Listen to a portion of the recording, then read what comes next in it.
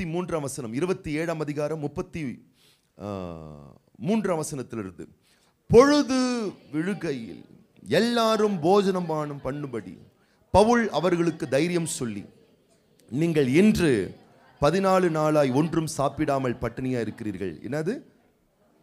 எத்தனை நாள் முடியுமா? அல்லேலூயா. ஒருத்தர் அப்படிதான் என்கிட்ட வந்து சொன்னார், 21 நாள் ஃபாஸ்டிங்யா. எத்தனை நாள்? ஐயோ, 21 நாள் ஃபாஸ்டிங். சாப்பிட மாட்டீங்களா? சாப்பிட மாட்டோம். உண்மையா திடாக சாலிடா எதுவும் எடுத்துக்க மாட்டீங்களா அப்படின்னு சொல்ல முடியாது. அப்படின்னு சொல்ல முடியாதா? அப்ப என்னதான் எடுத்துப்பீங்க? ஹார்லிக்ஸ், திக்கா திக்கா.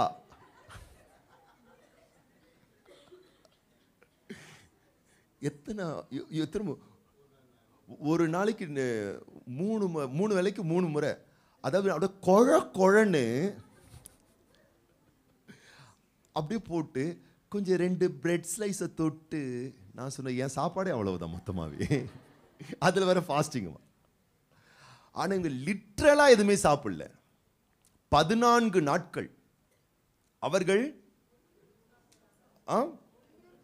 ஒன்றும் சாப்பிடல. பக்கத்தில் பார்த்து சொல்லு, ஒன்றும் சாப்பிடல.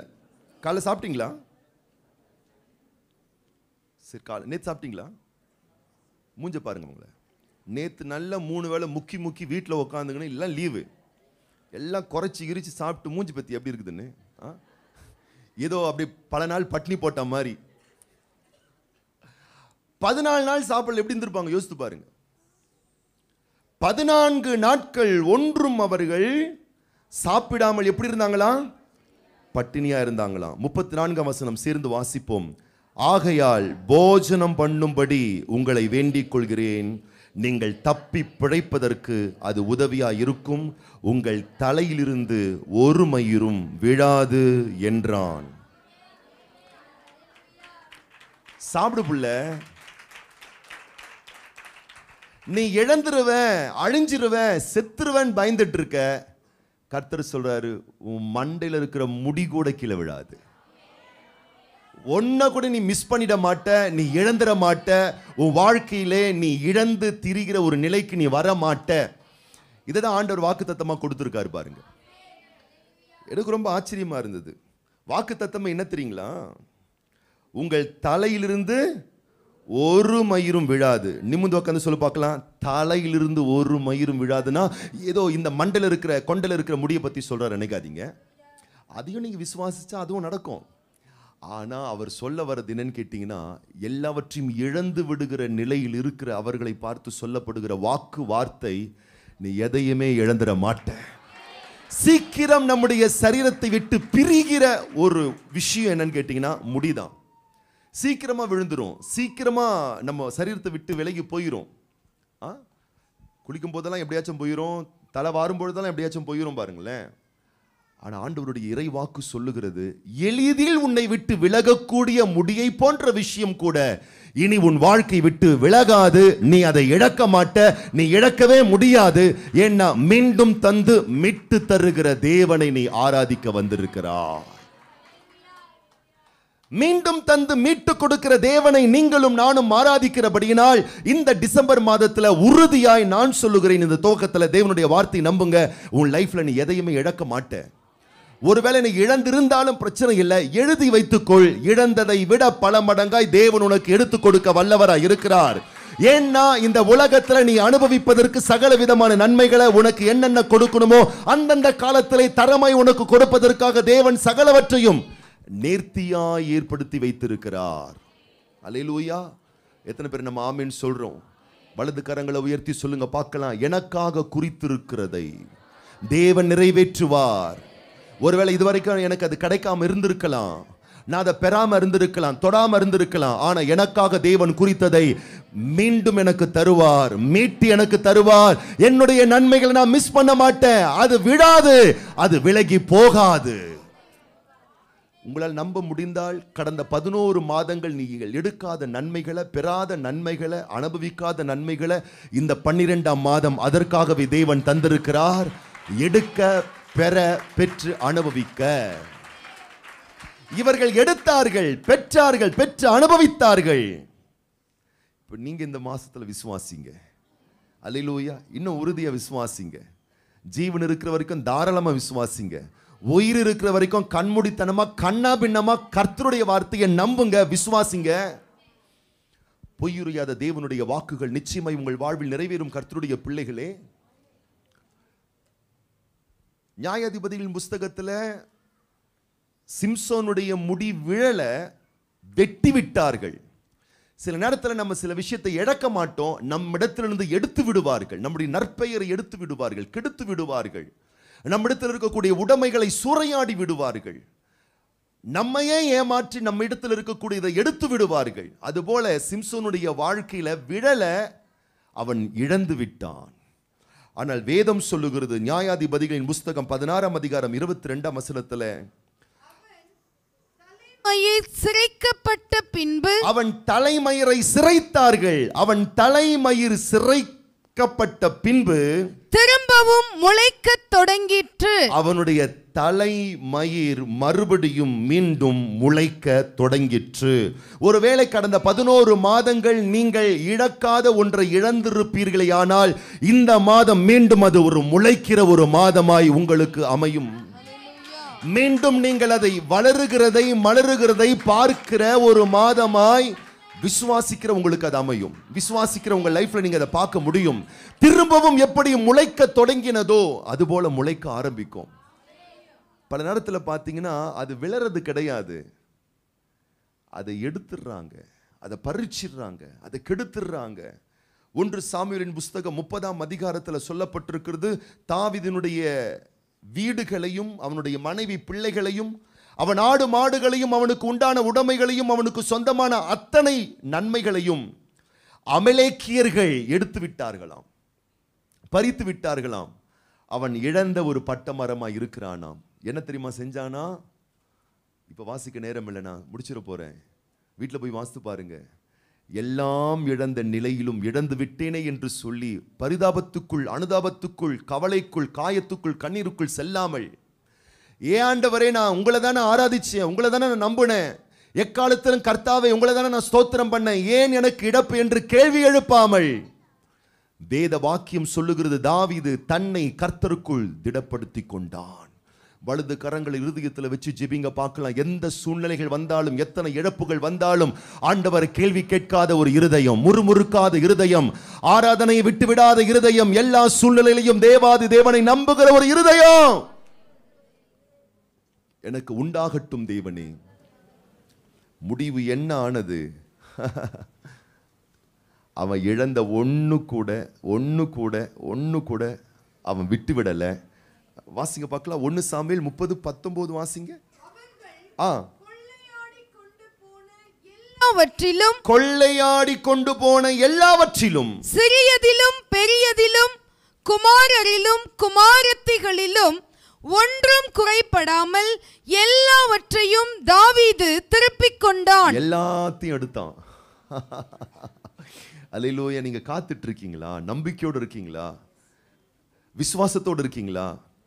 டெஃபினட்டா உங்க லைஃப்ல நீங்க பாருங்க, எல்லாவற்றையும் திரும்ப நீங்கள் எடுப்பீர்கள்.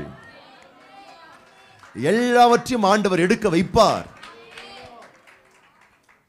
கர்த்தர் தான் எல்லாத்தையும் செய்ய போறார். கர்த்தர்கிட்டே கோச்சிக்கிட்டீங்கன்னா எப்படி காரியம் நடக்க போகுது? அல்லேலூயா. தாவீது கர்த்தர்கிட்ட கோச்சிக்கல, கர்த்தருடைய சமூகத்தை நெருங்கி வரான். திருமணமாகி 1, 2, 3, 4, 5, 6 ஆண்டுகள் ஆகிவிட்டது. ஒரு குறிப்பிட்ட தம்பதியார் குழந்தை பிறக்கல. மிகுந்த ஏக்கங்கள், கவலைகள், எதிர்பார்ப்புகள். 5 வருஷம் ஆயிடுச்சு, மறுபடியும் 6, 7 வருஷம் ஆயிடுச்சு, குழந்தை இல்லை. 7வது வருடத்தினுடைய முடிவிலே அந்த பெண், அந்த ஸ்திரீ கர்ப்பவதியானாள். அவளுக்கு ஒரு கர்ப்பத்தின் கனி கிடைத்தது.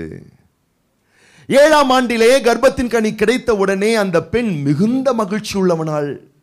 மிகுந்த மகிழ்ச்சி அவளுக்கு வந்தது. ரொம்ப சந்தோஷப்பட்டா. அந்த பெண்ணுடைய தாய் தகப்பனர், குடன் பிறந்தோர், குடும்பத்தாரெல்லாம் ரொம்ப ஹாப்பி ஆயிட்டாங்க. வா, 7 வருஷத்துக்கு அப்புறம் கர்த்தர் ஒரு கர்ப்பத்தின் கனியை கொடுத்திருக்கிறாரு. அந்த பெண்ணுடைய கணவருக்கு இன்னும் பெரிய சந்தோஷம். அந்த கணவருடைய தாய் தகப்பன்மாருக்கு, உடன் பிறந்தோருக்கு, குடும்பத்தாருக்கு, அந்த 2 பிள்ளைக்கும் சந்தோஷம், 2 ஃபேமிலிக்கும் சந்தோஷம், ரொம்ப மகிழ்ச்சி. இப்போ எல்லாரும் எதிர்பார்ப்போடு இருக்காங்க. அந்த பொண்ணு அப்படியே பத்திரமா பார்த்துக்கிறாங்க. அதுக்கு வேண்டிய எல்லா நன்மைகள் எல்லாம் செய்கிறாங்க, உதவியெல்லாம் செய்கிறாங்க.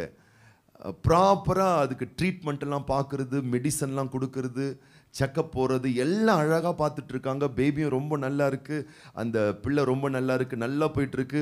ஒவ்வொரு மாதம் ஆக ஆக ஃபேமிலிக்கும் எதிர்பார்ப்பு ரொம்ப அதிகமாயிருச்சு. ஒரு வாரிசு வரப்போகுது, ஒரு வாரிசு கிடைக்க போகுது அப்படின்னு சொல்லிட்டு 1 மாதம் 2 மாதம் 3 மாதம் குறிப்பிட்ட நாளிலே அந்த பெண்ணுக்கு பிரசவ வலி வருகிறது. அந்த பிரசவ வலியின் நேரத்தில் மருத்துவமனைக்கு அழைத்து கொண்டு செல்கிறார்கள்.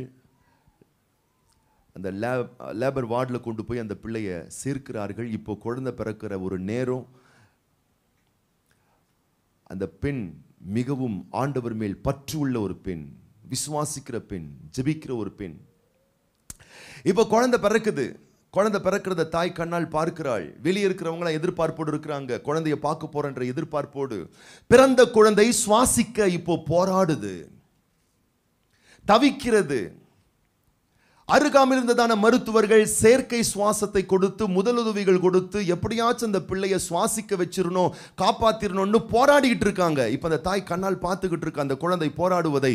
சில நிமிடங்களில் அந்த குழந்தை போராடி மூச்சு விட முடியாமல், மருத்துவர்கள் கொடுக்கக்கூடிய முதலுதவியை பெற்றுக்கொள்ளக்கூடிய நிலையிலும் அந்த குழந்தை இல்லாமல் தன் தாயின் கண்ணுக்கு முன்னாடி அந்த குழந்தை மரித்து போகிறது.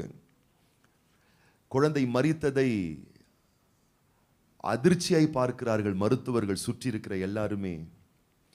இப்ப அந்த பெண் சொல்றா, என் குழந்தைய என்கிட்ட கொண்டு வாங்க, என் குழந்தை என்கிட்ட கொண்டு வாங்க. அந்த குழந்தையை கொண்டு வந்து கொடுக்குறாங்க.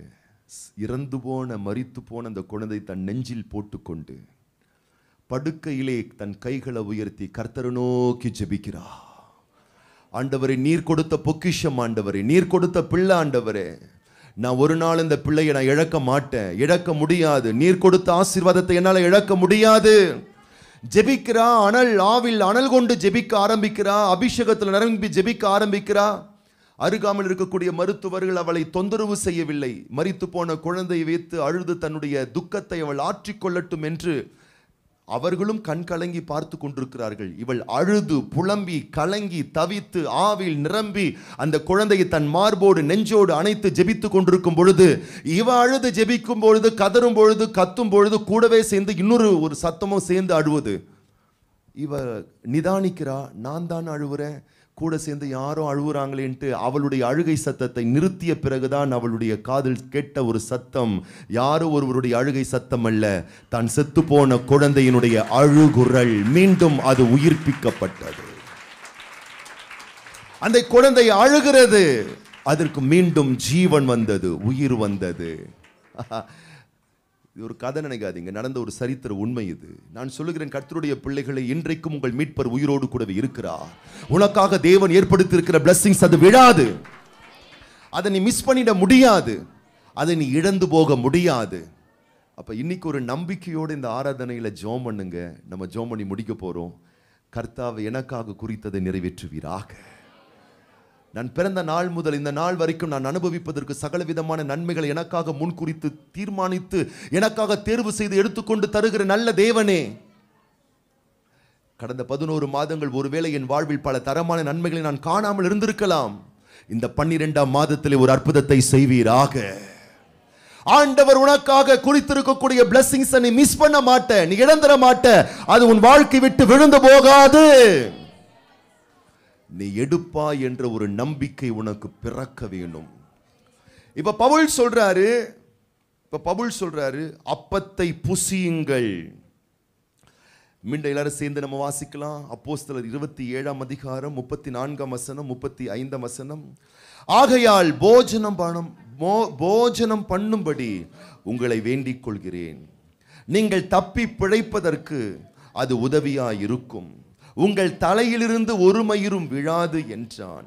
இப்படி சொல்லி அப்பத்தை எடுத்து எல்லாருக்கு முன்பாகவும் தேவனை ஸ்தோத்தரித்து அதை பிட்டு புசிக்க தொடங்கினான். அப்பொழுது எல்லாரும் திடமனப்பட்டு புசித்தார்கள். இன்னைக்கு நீங்க அப்பத்தையும் ரசத்தையும் புசித்து பானம் பண்ண போறீங்க. அல்லேலூயா, ஆமா, இன்னைக்கு இந்த ஆராதனைக்கு வந்திருக்கிற நீங்கள் மெய்யாகவே மிக மிக அதிகமாய் ஆசீர்வதிக்கப்பட்டவர்கள். நீங்கள் பிழைக்க போகிறீர்கள், நீங்கள் நிலைக்க போகிறீர்கள். இந்த கர்த்தருடைய பரிசுத்த பந்திலே பங்கெடுக்கக்கூடிய நீங்கள் ஆசீர்வதிக்கப்பட போகிறீர்கள். இன்றைக்கு விசேஷமா இந்த டிசம்பர் மாதம் 1ஆம் தேதி இந்த காலை கர்த்தருடைய ஆராதனையிலே கர்த்தருடைய அப்பத்தை புசித்து பானம் பண்ணக்கூடிய நீங்கள் பிழைக்க போகிறீர்கள், காப்பாற்றப்பட போகிறீர்கள், ஆசீர்வதிக்கப்பட போகிறீர்கள். ஆண்டவருடைய அளவற்ற ஆசீர்வாதங்கள் உங்கள் வாழ்வில் உண்டாக போகிறது. அப்ப என்னாச்சா? எல்லாரும் புசிக்கிறாங்க. புசித்தவர்களுடைய வாழ்க்கை நிலை என்னாச்சு? முடிவு சொல்லப்பட்டிருக்கு 44ஆம் வசனத்துல. மற்றவர்களில் சிலர் பலகைகள் மேலும் சிலர் கப்பல் துண்டுகள் மேலும் போய் கரையேறவும் கட்டளையிட்டான். இவ்விதமாய் எல்லாரும் தப்பி கரை சேர்ந்தார்கள். சிலர் காக்கப்பட்டு சிலர் பாதிக்கப்பட்டு அல்ல, புசித்த பங்கு பெற்ற அத்தனை பேரும் காப்பாற்றப்பட்டார்கள், கரை சேர்க்கப்பட்டார்கள், லட்சிய கரையை அடைந்தார்கள்.